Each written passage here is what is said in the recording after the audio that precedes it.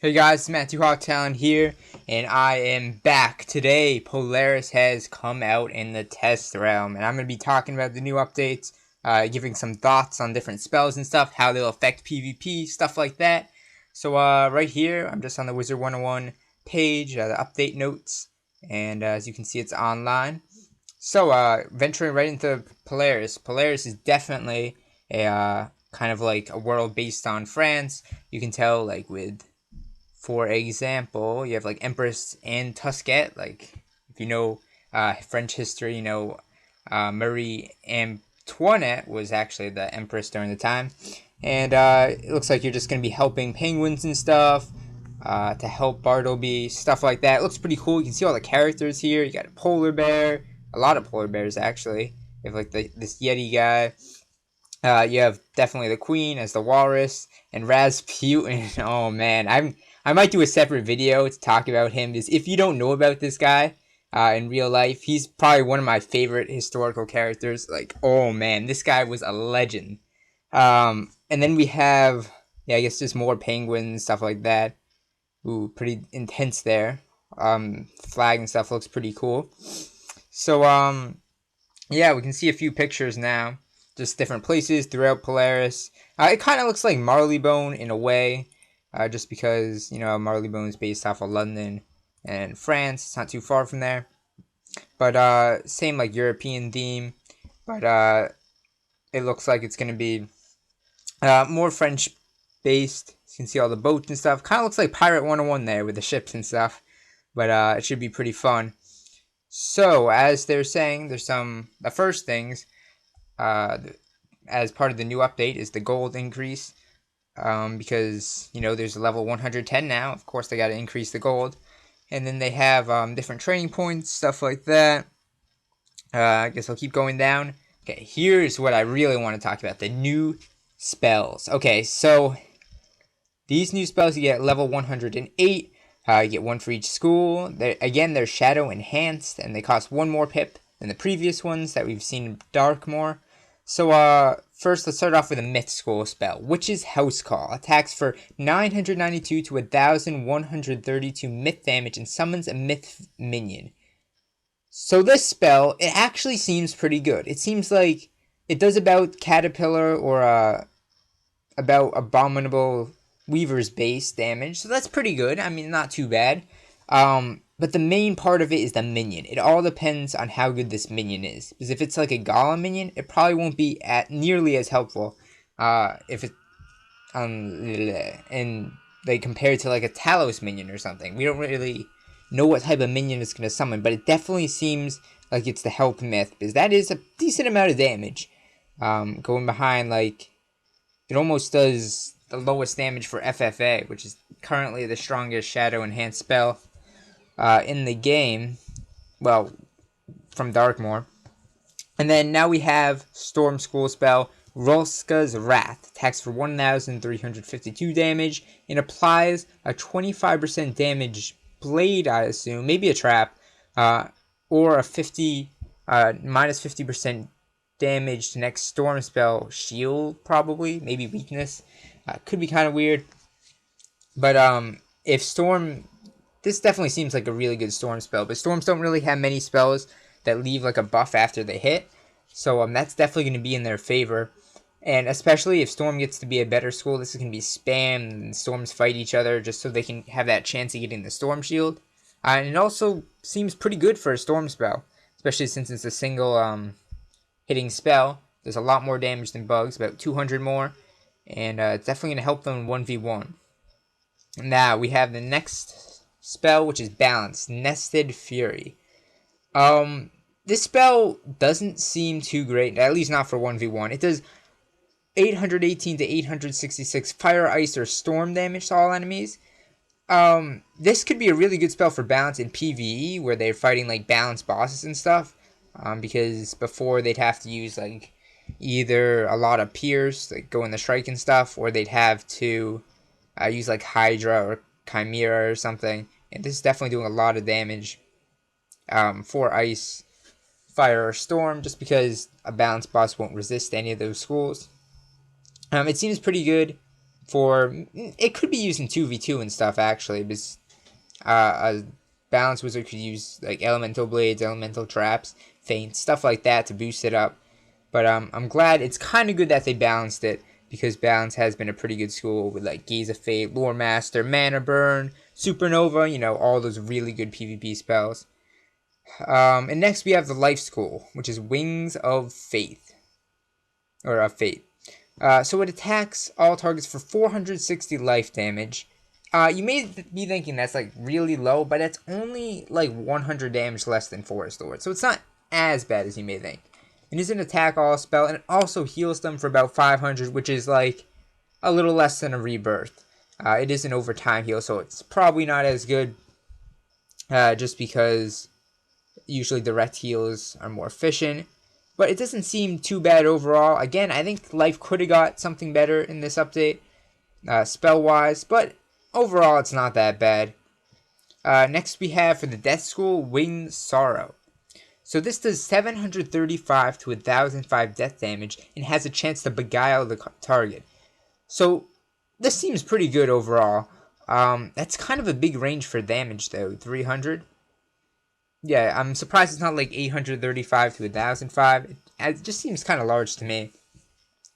But same with the fire one. Anyways, so Beguile. You might be wondering why is this. You might not know about Beguile, but in 1v1, what it does is that it makes it so you can attack your target the next turn after you use it.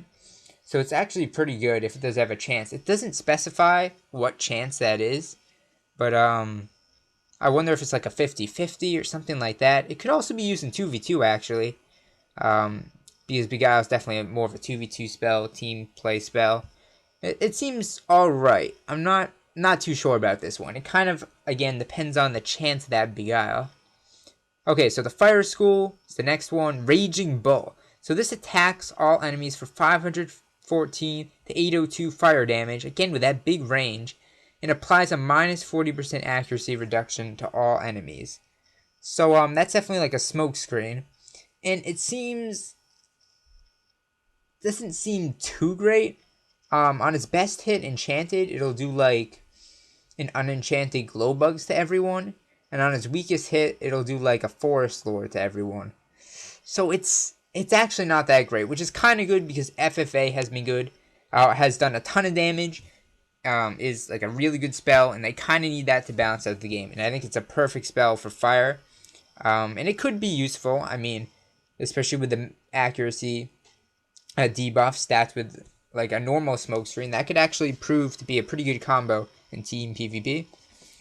And the last one is the Ice School. I think Ice got hit the hardest on this update because honestly, Snowball Garage, I heard like rumors of like a penguin artillery thing. We can kind of see like a penguin here for part of the card, but really that's really weak. I mean, it does 5 more damage than Tempest, and also costs a Shadow Pip. Like that's really not that great. Tempest isn't.